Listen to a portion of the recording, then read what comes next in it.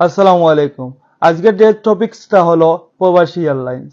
আমরা প্রবাসীরা যদি দেশের অর্থনৈতিক চাকা সচল রাখতে পারি, আমরা প্রবাসীরা চাইলে এয়ারলাইন্স কিনতে পারি। আমরা প্রবাসীরা যদি মাস শেষে হাজার হাজার কোটি টাকা দেশে দিতে পারি, আমরা চাইলে ৫-৭টি এয়ারলাইন্স কিনে আমরা কম প্রাইজে দেশে যাতায়াত করতে পারি। কিন্তু কেন? আমি জানি এই কথাগুলো অবাস্তব, কখনো স্বপ্ন পূরণ হবে কিনা, কিন্তু যদি একদিন হয় তাহলে হয়তো বা আমি দেখতে পারবো না।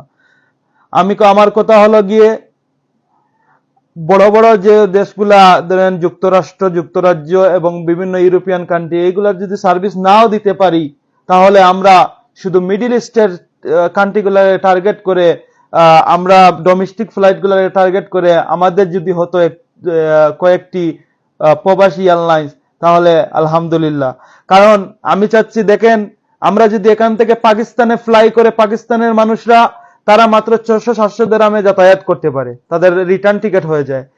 আবার এইদিকে দেখেন, আমাদের পাশের কান্ট্রি যদি ইন্ডিয়াতে মানুষ যায়, তাহলে 600 থেকে 700 এরকম দিরহামে তারা, ইমারাতের দিরহামে তারা যাতায়াত করতে পারে। সেই জায়গায় আমাদের বাংলাদেশের অবস্থান দেখুন। আমরা যদি বাংলাদেশে যেতে যাই প্রবাসীরা ঈদের সময়, তাহলে 3 গুণ হয়ে যায় টিকিটের প্রাইস।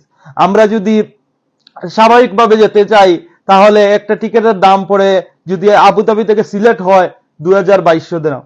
দেখেন, আমি হয়তো বা আমার অবস্থান থেকে টিকিটটা কেটে নিলাম, কিন্তু এই দেশে এমনও মানুষ আছে যারা মাস শেষে 1000 দিরহামও ইনকাম করতে পারে না, 970 দিরহাম, 950 দিরহামে চাকরি করে, যারা এই দেশের খেটে খাওয়া গাম চড়ানো মজুর, যারা রোদের মাঝে পুড়ে পুড়ে শরীর কয়লা করে দেশের অর্থনীতির চাকা সচল রাখছে, তারা চাইলেও 5 মাসের বেতন একসাথে করে দেশে যেতে পারে না। প্রত্যেকটা মিডিল ইস্টের কান্ট্রির এইরকম অবস্থা। আমাদের দেশের যারা অর্থনীতির চাকা সচল রাখছে, যারা প্রবাসীরা, তারা চাইলেও দেশে তাদের পরিবারের সাথে ঈদ আনন্দ উপভোগ করতে পারে না।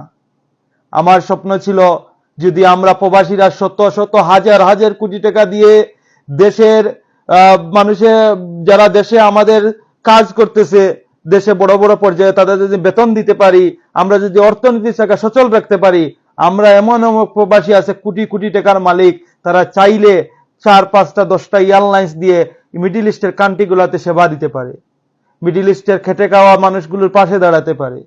প্রবাসী এয়ারলাইন্স এমন হবে, যদি আমরা ঈদের আগের দিনও প্রবাসী এয়ারলাইন্সের মাধ্যমে টিকিট কাটা হয়, সেম প্রাইস থাকবে।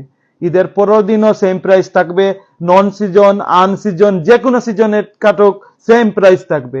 রিটার্ন গেলেও সেম, আসা গেলেও মনে মনে একটা প্রাইস থাকলো। এখন তো আমি বাধ্য হয়ে দেশে যাব, সেজন্য বিজনেস ক্লাসের টিকিট কাটিয়েছিলাম বাধ্য হয়ে, মানে ওই ইকোনমি মিলে নাই। একটা টিকিটের দাম দেখেন 2700-2800 দিরহাম, ঠিক আছে, কিন্তু ওই নর্মাল গুলা কাটতে গেলে 2200 দিরহাম। তো এখন আপনি, আমার অবস্থান থেকে কেটে নিলাম, কিন্তু ওই যে বাইগুলা যারা কম বেতনে চাকরি করতেছে, তাদের কি অবস্থা, তারা কি করবে?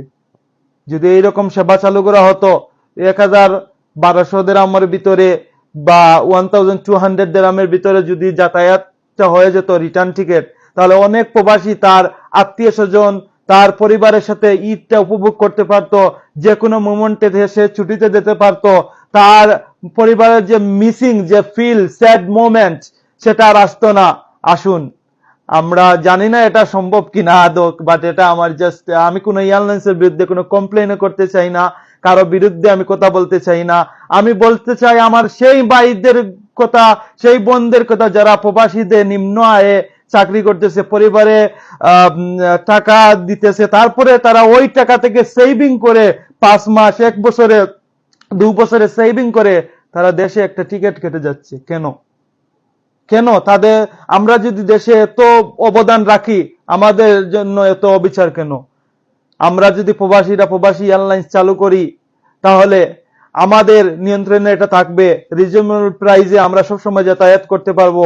মিডিল ইস্টের কান্ট্রি যেমন ধরেন দুবাই, ওমান, কাতার, বাহরাইন, এইগুলাতে যদি আপাতত সার্ভিস দেয়, কারণ ইউরোপ আমেরিকার বাইরেরা সপ্তাহে 1,00,000, 2,00,000, 3,00,000 টাকাও কারো বেতন হচ্ছে আলহামদুলিল্লাহ। আবার কেউ যদি কমও কামায়, সপ্তাহে 7 দিনে সে 1,00,000 টাকা কামাতে পারতেছে। কিন্তু আমাদের মিডিল ইস্টে সারা মাসেও একজন মানুষ 30 থেকে 40 হাজার টাকা ইনকাম করতে পারতেছে না। যারা বালা বালা পর্যায়ে আছে, তারা হয়তো বা মিডিল ইস্টে 1.5 লক্ষ থেকে 2 লক্ষ টাকার উপরে করতে পারতেছে না। এটা গণমাত্র শহর মাঝে ধরেন 30%, আর বাকি যে 70% তারা তো এইরকম বেতনে কাজ করতেছে। আমার টপিকসটা ছিল এই এই এই রিলেটেড। যদি ভালো লাগে শেয়ার করবেন। আর আমি চাচ্ছি যদি হয়তো বা জানি না আমি দেখে যেতে পারবো কিনা আমার জীবনে, কিন্তু আমি চাচ্ছি যে প্রবাসীদের এয়ারলাইন্স হোক, আমাদের নিজেদের এয়ারলাইন্স হোক, আমরা নিজেরা যাতায়াত করি। আমরা এত প্রাইস দিয়ে আমরা কি কেন যাতায়াত করব? একটা মানুষ তার রক্ত পানি করা টাকা দিয়ে 6 মাসের 7 মাসের 1 বছরের ইনকাম জমিয়ে সে দেশে যাতায়াত করব। যদি আমরা অর্থনৈতিক টাকা সচল করে থাকি, তাহলে আমি রিকোয়েস্ট করব আমাদের জন্য কিছু করুন। আমাদের প্রবাসীদের এয়ারলাইন্স তৈরি করুন, নয়তো আমাদের দেশের যতগুলা ফ্লাইট অভ্যন্তরীণ চলতেছে, ডোমেস্টিক হোক আর ইন্টারন্যাশনাল হোক, সবগুলাতে রিজনেবল প্রাইসে আমাদের টিকিট দেওয়ার চেষ্টা করুন। দেখুন, ঈদের সময় আসলে তো দাদাবাবুরা মনে করেন 1500 টাকার টিকিট 4500 টাকা ধরে বসেন। তো মানুষ কিভাবে দেশে যাতায়াত করবে? আসুন আমরা এখনো সচেতন হই। আর আমি জানি না আমার কথাগুলো বাস্তবায়ন হবে কিনা। ভালো থাকবেন। ভুল ত্রুটি হলে ক্ষমা সুন্দর দৃষ্টিতে দেখবেন। আর আমার কারোর বিরুদ্ধে কোনো কমপ্লেন নাই, শুধু আমার আশাটা ব্যক্ত করলাম। সেই পর্যন্ত ভালো থাকুন, যেই পর্যন্ত আরেকটা ভিডিও না আসে। আসসালামু আলাইকুম। প্রবাসী জিন্দাবাদ, বাংলাদেশ জিন্দাবাদ, সিলেট জিন্দাবাদ।